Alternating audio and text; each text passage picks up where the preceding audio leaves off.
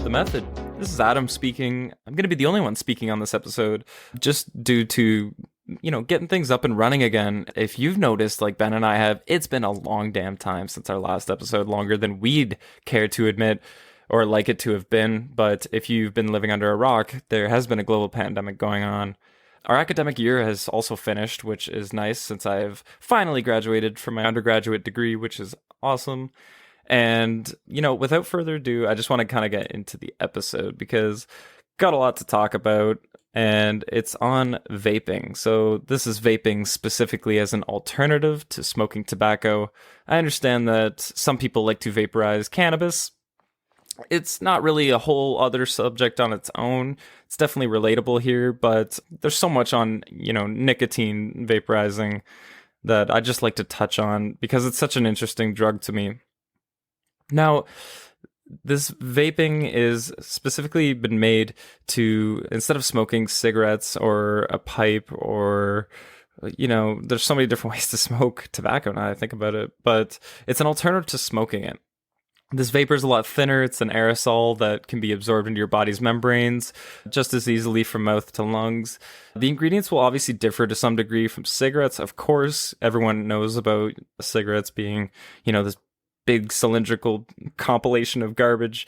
You see the diagrams when you're a kid of like all the rat poison and stuff in it.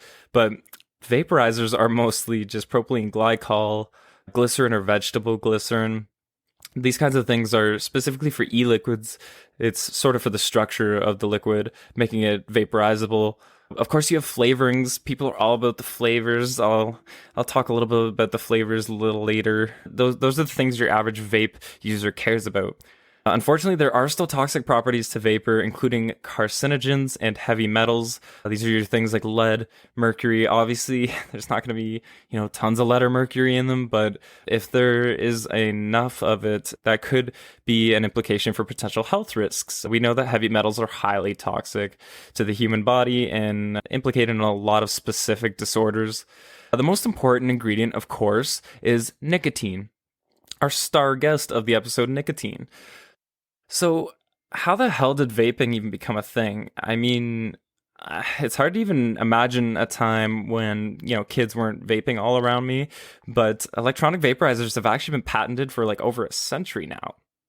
And this is a lot different a century ago. People weren't using it for recreation. It was more of a tool or piece of technology that they would use specifically in a medical setting.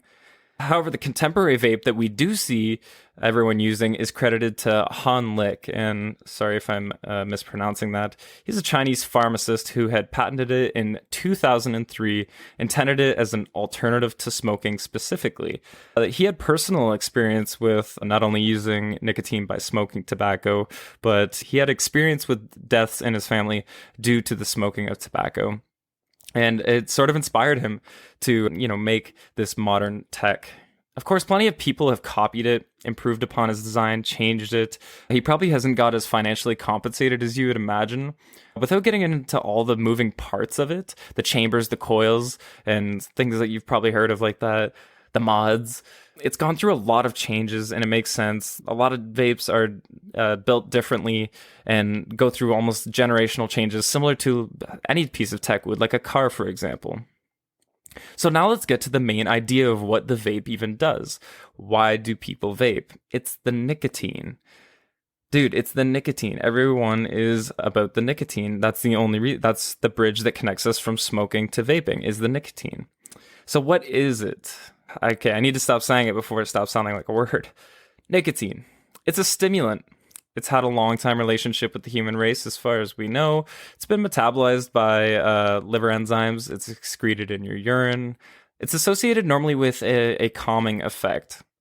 Even non-smokers who are administered nicotine can report heightened tension, dizziness, and even nausea. Among these ton of other physiological effects that one could feel, it does increase cognitive, motor, and attention performances. It's kind of bizarre, you think. Nicotine increases cognitive, motor, and attention performances. Why aren't we using that more often, like coffee? you know? But it's above all these things, it's addictive as hell. It gains tolerance super fast, and the receptors in your brain that give you those good feelings that tell you, yeah, I need this, they are desensitized quickly as well, meaning every hit of nicotine, every cigarette that you smoke throughout the day is less rewarding than the last until you let your brain cool down overnight, clear out the metabolites and be able to basically reset these receptors. So quitting cold turkey from nicotine, it would make you feel like shit, like every other drug.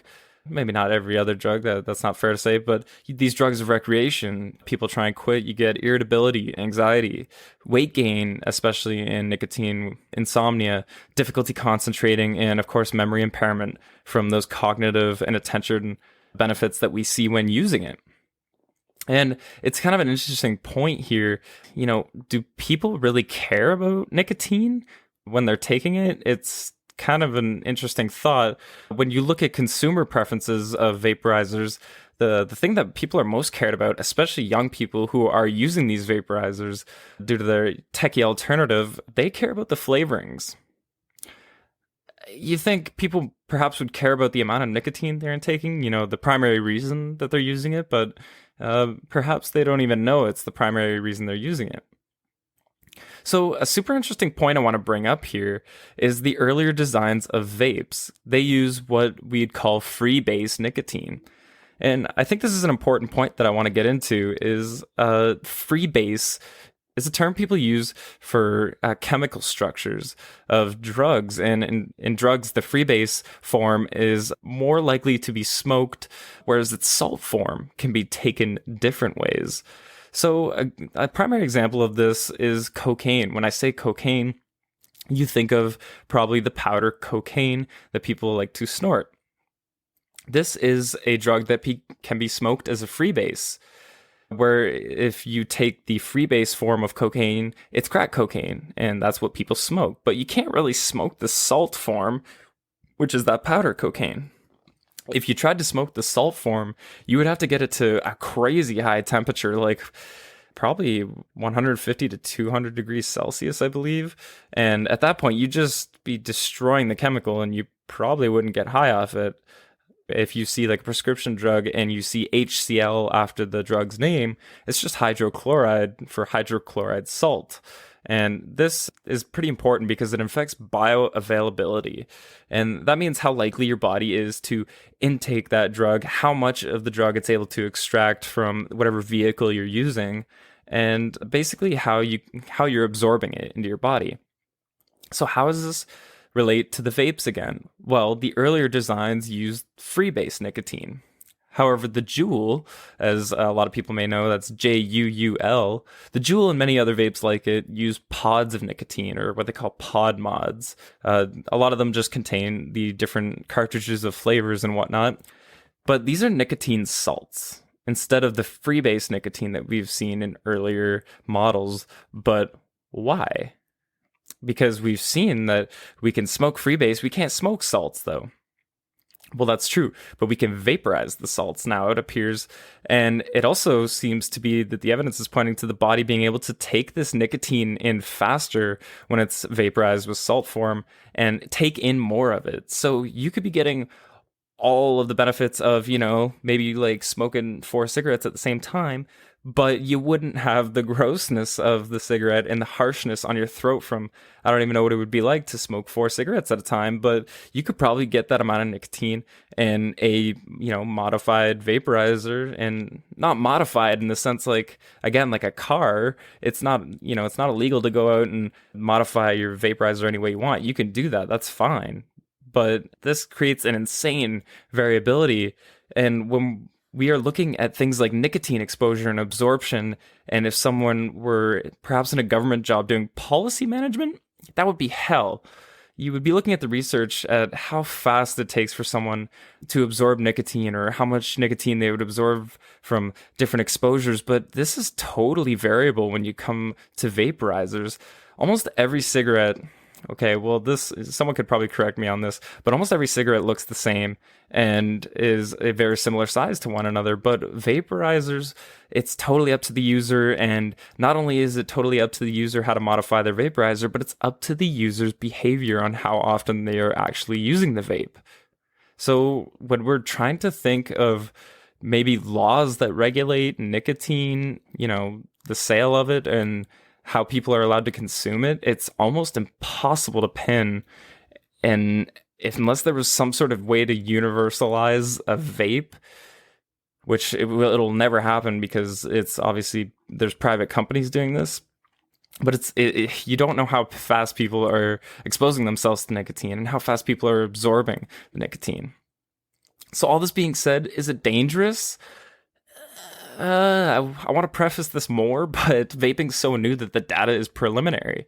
If you wanted to go out, you could read, hundreds and hundreds and hundreds of studies on vaping and the health risks and, read into the methods that people are using in contemporary science, and that's fine. But as far as the scientific method goes, we can't be entirely sure. You could build a solid case, but we can't say with very much certainty. And that's due to this variability and, the fact that vaporizing has not stagnated since it's been a thing. Vaping's constantly changing. So researchers are trying to find different ways to be able to tackle this, which is good. Everyone likes new questions to answer. So with all that being said, you've probably heard about cardiovascular diseases in regards to vaping specifically, that's outright killing people, and it's tied to their habit of vaping. This is not necessarily isolated cases. They're not isolated incidents. They are linked together by specifics in regards to the source of their cartridges or the contents of their cartridges. And what I mean by this is the source of the actual liquids that they're buying, where they're coming from, who is making them in that place. Are they even, well, I don't know about certification, but are they even educated on it? Are they cutting corners to perhaps save spending? You don't know unless you do pretty good research. And the contents of the cartridge are what they're actually putting in those liquids. There's, again, not a lot of policy that goes behind this stuff so far.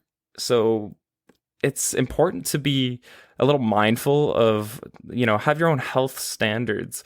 If you do vape, just buy the things that are abiding by the law at the current time and do your own research into companies that are trustworthy. If you're skimping out on cheap e-cigarette cartridges from a less than reputable source, you could probably garner negative health risks that go beyond nicotine's toxic and addictive effects.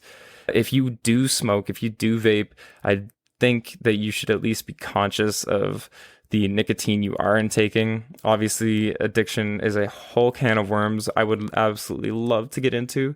I really would, but I can't make this episode hours and hours long. So if you already are struggling with a nicotine addiction and perhaps vaping is a way to reduce a lot of the risk that goes with smoking, I think you should be primarily focused on the nicotine's toxic effects and, not having to worry about the extra cardiovascular risk you're putting on yourself by, buying these bootleg sort of cartridges, for lack of a better word. So with all that said, if it's dangerous and we don't know, then how's the future of vaping looking? Well, nobody can say for certain, unless you're talking about money, of course. Vaping was originally seen as an incoming fad, and I think that's fair because it seemed like a very strange concept compared to now where it's almost ubiquitous. And that's fine because it's stuck to society harder than most could have predicted, for better or worse. And now we just have to sort of deal with it. And the popularity is going to rise.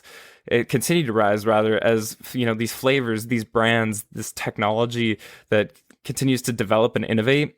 Like it won't stop. That's how these things work. People are buying it. It's going to keep growing. And depending on the research that the science community finds regarding these health risks, who knows what that may hold in the future. Obviously, a good principle to live by is if you are putting in anything into your lungs that isn't, relatively clean air, there's probably going to be some health risks to it. And we obviously all do understand that. But I'm not sure if that's really the principle of vaping. Obviously, many of the companies will strive to tell you their goal is a healthier alternative. to smoking. And I think therein lies the problem with trying to, we're trying to say that vaping isn't this healthy alternative. It is a healthier alternative. We never want anyone to think that there's absolutely no risk associated with it, because that would just be misinforming the public. And I do say we, but obviously I mean the people who are selling these things. So not nearly enough people have actually vaped long enough for us to have this longitudinal data we so crave. Like cigarettes, sure, no problem. Tons of people have done that forever, for decades. That's how I just imagine the 50s, is just everyone smoking. So in the end, is it better than smoking? Probably. I would make that argument. Should you start because your high school friends are doing it? Probably not. I could probably build a case against that. Should you spend a couple of your paychecks on it because you like the taste of the cotton candy vape? It's not my business. I wouldn't recommend it. A doctor probably wouldn't recommend it. But I think above all this stuff, it's safer to assume people are going to do drugs. That's the way of the world for one reason or another. I think harm reduction should come above all of this. And I think personally, my message would be to do your research. Like I said, the source and the content of what you're putting into your body is more important than I think people care to think much about. Obviously, if you are using any sort of drug, it's hard to imagine just taking a step back and thinking about what you're putting into your body. If you know where it came from, if you know who made it or who gave it to you is trustworthy. And especially with vaporizing as this sort of new thing, people are going to make a lot of empty promises that aren't backed up by the research. And, as long as they're not making concrete claims, I do think that vaping can be a healthier alternative when used appropriately, like most things in the world, right? So just stay critical and stay prudent. I would caution people, it's not fear-mongering by any means, but to at least be prudent. I think your body is at least worth that. All right, and that is the episode, everyone. Thanks so much for listening. If you haven't heard our first episode, it's on CRISPR, the gene modification tool that science has been seeing a whole lot of recently. So go check that out if you haven't. If you have any episode suggestions or comments or even criticisms, we'd love to hear them.